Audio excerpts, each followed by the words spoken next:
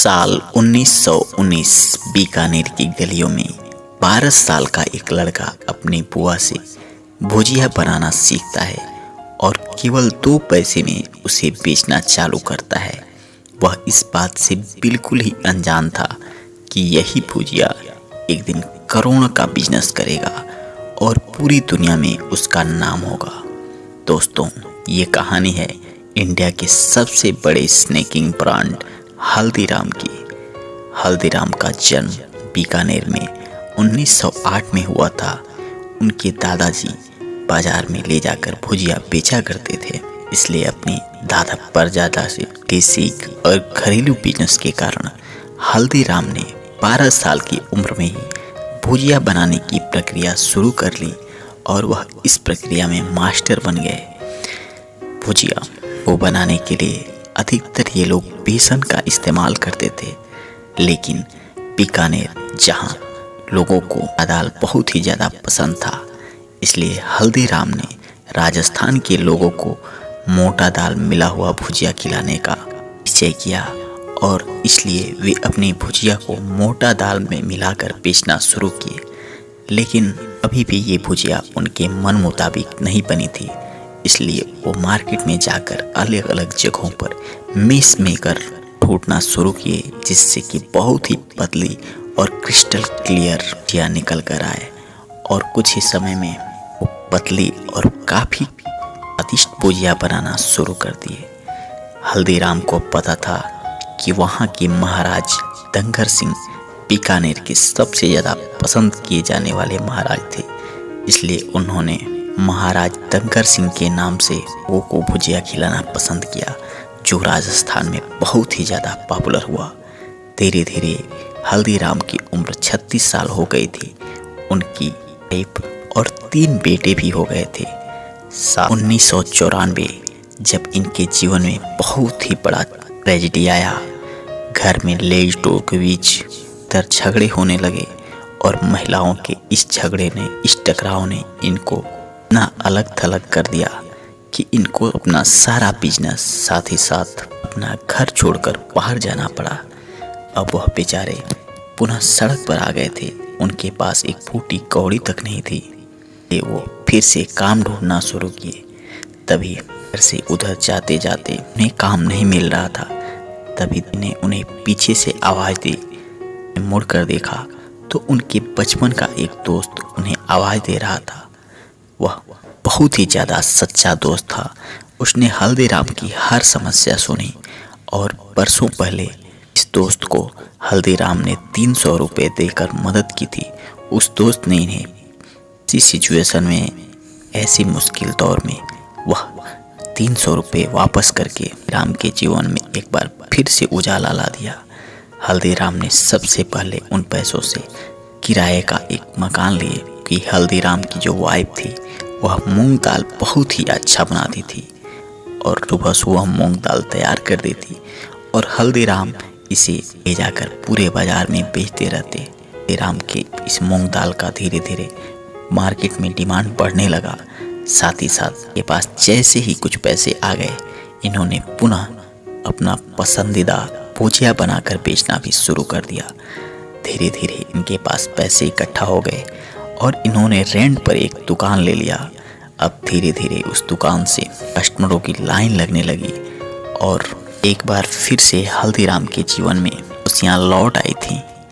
लेकिन सबसे बड़ा परिवर्तन तब हुआ जब 1950 में हल्दीराम अपने एक मित्र की शादी के सिलसिले में कोलकाता गए हुए थे और वहाँ पर ये अपने हाथों से बना भुजिया बनाए हुए थे।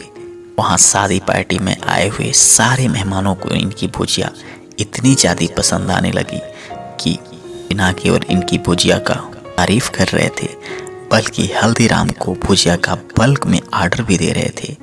और जब कोलकाता के लोगों से इतने सारे डिमांड मिलने शुरू हो गए, तब हल्दीराम के दिमाग में यह आइडिया आया कि कोलकाता में बिजनेस सेट करना काफ़ी आसान है, क्योंकि यहाँ पर कोई कंपटीशन नहीं है और लोग इसे पसंद भी कर रहे हैं। इसलिए उन्होंने 1955 में अपने सबसे छोटे बेटे रामेश्वर लाल और अपने भांजे शिव किशन सिंह को कोलकाता भेज दिया और कोलकाता में भी बिजनेस सेटअप करना शुरू कर दिए।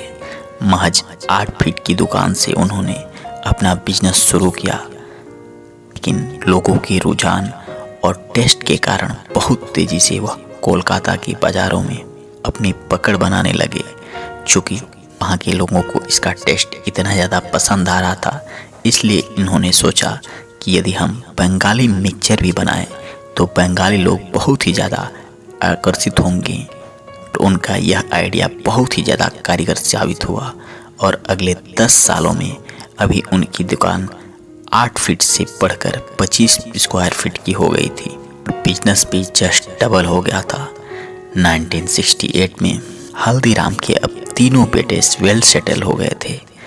सबसे बड़ा बेटा मूलचंद, जो बीकानेर में ही अपना दुकान लगाते थे और उसे आगे बढ़ाते थे। दूसरा बेटा सतीदास ने परिवार से अलग होकर अपना एक अलग ही दुकान बढ़ाने का निश्चय किया। और तीसरा बेटा रामेश्वर लाल, जो कि कोलकाता बिजनेस चला रहा था। क्योंकि कोलकाता बिजनेस में शिव किशन सिंह हमेशा अपने चाचा के साथ रहे, लेकिन अब उनका भी मन था कि मैं अलग हटकर फिर इस बिजनेस को शुरू करूं।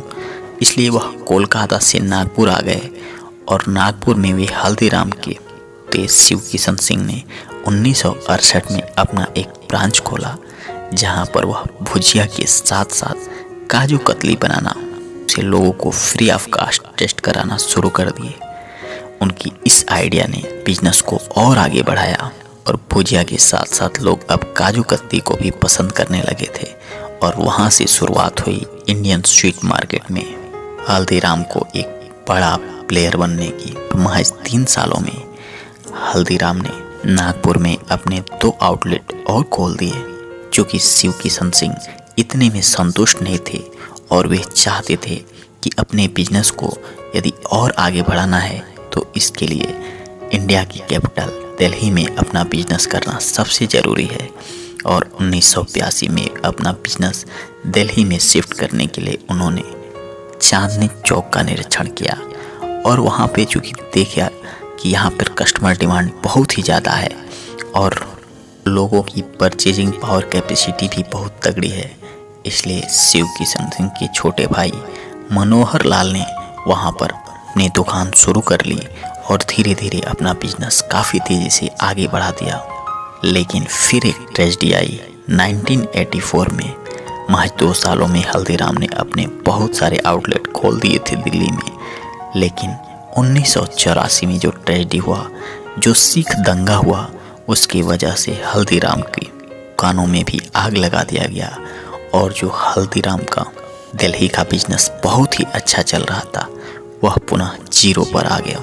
लेकिन मनोहर लाल ने हार नहीं मानी और अपने बीकानेर और कोलकाता से हेल्प लेकर अपने बिजनेस को पुनः इस्टेब्लिश किया और इतने सारे प्रॉफिट होने लगे, इतने सारे डिमांड आने लगे, जिसकी वजह से उन्होंने 2000 स्क्वायर फीट में अपना हल्दीराम का एक नया फैक्ट्री खोल दिया।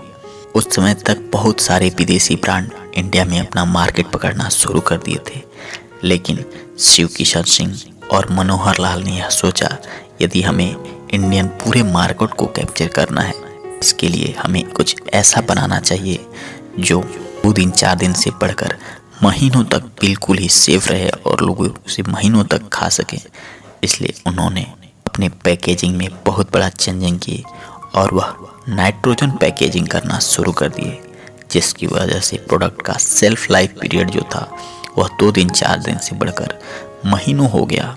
उनके इस पैकेजिंग आइडिया ने सोमपुरी, रसगुल्ला, भेलपुरी, काजू कतली सब में काम किया और इसके डिमांड भी काफ़ी तेज़ी से बढ़ने लगे, क्योंकि हल्दीराम इस बात को जानते थे कि यदि अधिक से अधिक सेल करना है तो छोटे से लेकर बड़े सारे कस्टमर को टारगेट करना होगा। इसलिए उन्होंने अपनी पैकेजिंग का जो साइज था वह 5 रुपये से लेकर 200 रुपये तक जरूर रखा, आम इंसान भी उसे आसानी से अफोर्ड कर पाए। उनके इस पैकेजिंग आइडिया ने इतना अट्रैक्टिवली काम किया कि वह धीरे धीरे इंडिया के हर कोने कोने में लोग हल्दीराम को पसंद करना शुरू कर दिए और कस्टमर डिमांड बढ़ने की वजह से हल्दीराम ने अपना बिजनेस और ज़्यादा एक्सपेंड किया और यूएस, सिंगापुर के साथ साथ दुनिया के लगभग 80 देशों में मोस्ट पॉपुलर ब्रांड बन गया। आज से लगभग 100 साल पहले जिस भुजिया को मात्र 2 पैसे में बेचा गया था, आज वह लगभग 9000 करोड़ रुपए का बिजनेस करना शुरू कर दिया। इस तरह से मित्रों, हल्दीराम ने यह साबित कर दिया कि अगर मन में जज्बा हो और कुछ कर गुजरने की हिम्मत हो तो कोई भी काम छोटा नहीं होता और उससे आप बहुत आगे तक जा सकते हैं। मित्रों, यदि आपको ये वीडियो पसंद आया तो वीडियो को लाइक कर अपने मित्रों के साथ इसे जरूर साझा कर दें।